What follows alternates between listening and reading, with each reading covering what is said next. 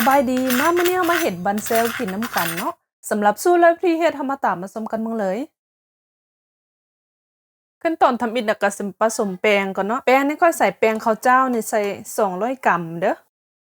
ก็สิมีแป้งทอดกรอบนี่ใส่ลงไป40 กรัมค่อยใส่แบบนี้เด้อพี่น้องหรือว่าพี่น้องคนใดหาแป้งทอดกรอบบ่ได้เฮาก็ใส่แป้งแป้งข้าวโพดแบบนี้เด้อก็ใส่ผงขิมินลงไป1บวงกาแฟน้ำตาลใส่1บวงกาแฟเกลือใส่ลงไปครึ่งบวงกาแฟนอกจากนั้นก็คนแล้วก็ใส่กะทิลงไปกะทินี่ใส่250มิลลิลิตรเด้อคนแบบนี้คนให้แป้งกับกะทิมันเข้ากันดีเนาะหลังจากนั้นก็สิใส่น้ำมันพืชลงไปน้ำมันพืชนี่ใส่3บวงใส่น้ำมันพืชมันก็สิช่วยให้แป้งของมันกรอบเด้อหลังจากนั้นก็ตีให้มันเข้าเนื้อเข้านางกันดีขั้นตอนต่อไปก็สิใส่น้ำอัดลมเด้อน้ำอัดลมแบบรสจืดนะพี่น้องเด้ค่อยใส่แบบนี้ผู้ใดอยากใส่เบียร์หรือว่าอยากใส่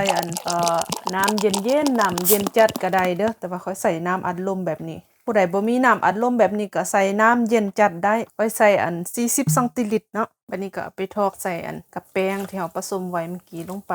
ทอกใส่แล้วก็คนไปเรื่อยๆให้แป้งมันเข้าเนื้อเข้านางกันดีบ่ให้มันจับกันเป็นก้อนนะแล้วก็สิใส่ต้นหอมลงไปบัดนี้ก็พักแป้งป่าไว้ประมาณ1 ชั่วโมงเนาะเอาเข้าไว้ในตู้เย็นเด้อขั้นตอนต่อไปสิมาเฮ็ดน้ำแจ่วเนาะน้ำแจ่วนี่ค่อยใส่น้ำตาล250 กรัมคั่วให้น้ำตาลมันหอมหน่อยนึงให้มันเป็นสีน้ำตาลสีคาราเมลนะเราจึงเอาน้ำใส่นี่พี่น้องคั่วให้น้ำตาลมันให้มันละลายแบบนี้หน่อยนึงนะให้มันได้เป็นสีน้ำตาลแบบนี้เนาะแล้วก็สิใส่น้ำลงไปน้ำนี่ใส่300มิลลิลิตรเด้อแล้วก็ต้มให้น้ำตาลมันละลายหลังจากนั้นก็สิใส่น้ำปลาลงไปน้ำปลานี่ใส่200มิลลิลิตรหลังจากนั้นก็ปิดไฟปล่อยให้มันเย็นแล้วเราจึงใส่น้ำมะนาวเนาะเดี๋ยวหลังจากเราป่าไว้ให้มันเย็นอุ่นลงน้อยนึงแล้วบัดนี้ก็สิใส่น้ำมะนาวลงไปน้ำมะนาวคั่นสดนี่ใส่ลงไป200มิลลิลิตรแต่มะนาวคั่นสดแบบนี้พี่น้องมันจึงหอมผู้ใดอยากใส่น้ำส้มสายชูก็สามารถใส่ได้เด้อแต่ว่าเราต้องลดปริมาณลงเด้อเพราะว่าน้ำส้มสายชูมันจะส้มโพดนะเด้เรียบร้อยน้ำแจ่วน้ำแจ่วเฮาเก็บไว้ในตู้เย็นได้เป็นเดือนพุ่นเด้พี่น้องรสชาติมันจะออกส้มหวานขั้นตอนต่อไปเฮาก็สิมาพัดใส่มันตั้งหม้อแล้วก็ใส่น้ำมันลงไปน้ำมันร้อนแล้วก็สิใส่กระเทียมลงไปกระเทียมนี่ใส่2 กีบเด้อคั่วพัดไปหลังจากนั้นก็สิใส่กุ้งลงไป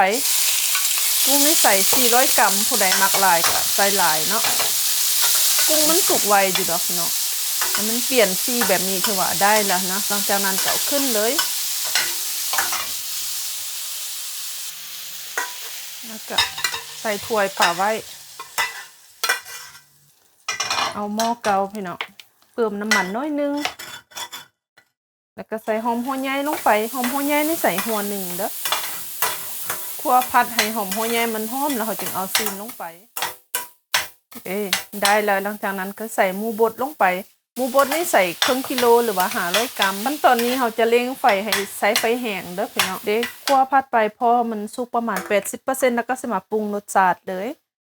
ใส่พริกไทยลงไปมักหลายใส่หลายใส่น้ำปลาลงไป2 บวงน้ำมันหอยใส่ลงไป1 บวงเอาแบบพูนๆแบบนี้หมักแบบใดหมักเค็มหมักหวานหมักจืดหมักจางก็ใส่ไปปรุงไปโลดเนาะคนเฮากินบ่คือกันหลังจากเฮาคั่วสุกได้ที่แล้วบัดนี้ก็สิใส่กุ้งที่เฮาผัดไว้เมื่อกี้ลงไป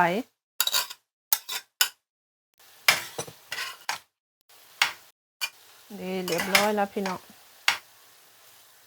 จากนั้นก็ใส่หอมลงไปแล้วเรียบร้อยแล้วใส่บันแซววันนี้ก็ปิดไฟป่าไว้มันเย็นสิมาเริ่มเฮ็ดบันแซวเลยตั้งหม้อแล้วก็ใส่น้ำมันลงไปค้างให้หม้อมันหอนก่อนเด้อแล้วก็เอียงหม้อไปมาแบบนี้แป้งลงไปใส่แป้งลงไปค่ะก็เอียงหม้อไป ไปมาๆแบบนี้นะพี่น้องเพื่ออยากได้ให้อันแป้งมันบางอยู่ขอบหม้อนะพี่น้องมันจึงกรอบนี่ประมาณนี้นอกจากนั้นก็ใส่ลงไปใส่ประมาณนี้พี่น้องใส่กุ้งส่วนตัวมักอันถั่วเหลืองนะพี่น้องใส่น้อยเดียวผู้ใดบ่มักบ่ใส่ก็ได้เนาะเอาไปนึ่งก็ให้มันสุกก่อนเด้อใส่ถั่วงอกน้อยนึงหลังจากนั้นก็เอาฝาหม้อปิดไว้ประมาณ10วินาทีเด้อด้วยไฟกลาง10วินาทีผ่านไปเนาะเบิ่งใส่เบิ่งเด้อนี่เห็นบ่ข้างขอบมันก็สิเริ่มกรอบแบบนี้พี่น้องมันก็สิอันแยกออกจากอันหม้อกระทะนะเห็นบ่ประมาณนี้เนาะกำลังสิกรอบได้แล้วถ้าอยากได้ให้มันกรอบตื้มเราก็หยดน้ำมันใส่เด้น้ำมันพืชธรรมดานะพี่น้องหยดใส่ตามขอบแบบนี้นะเห็นบ่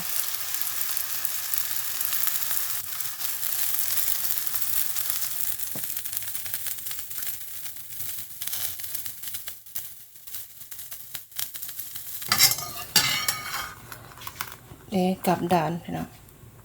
แป้งกรอบคักกรอบแน่สิให้ฟังเสียงเด้อ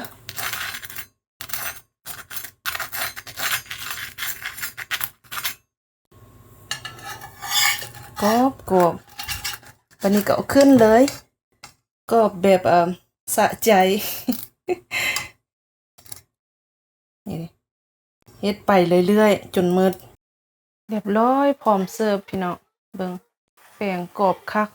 อันนี้ก็สิแม่นน้ำแจ่วเนาะใส่กระเทียมลงไปแล้วก็มักเผ็ดตามใจมักนี่โอ้คักคือหยังนี่หน้าตาก็สิประมาณนี้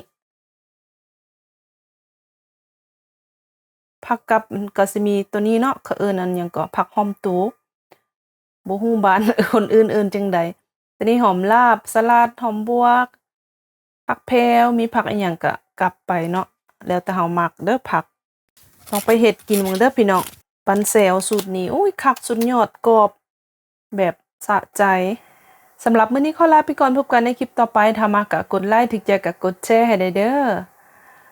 ซึมไอเลยบ๊ายบาย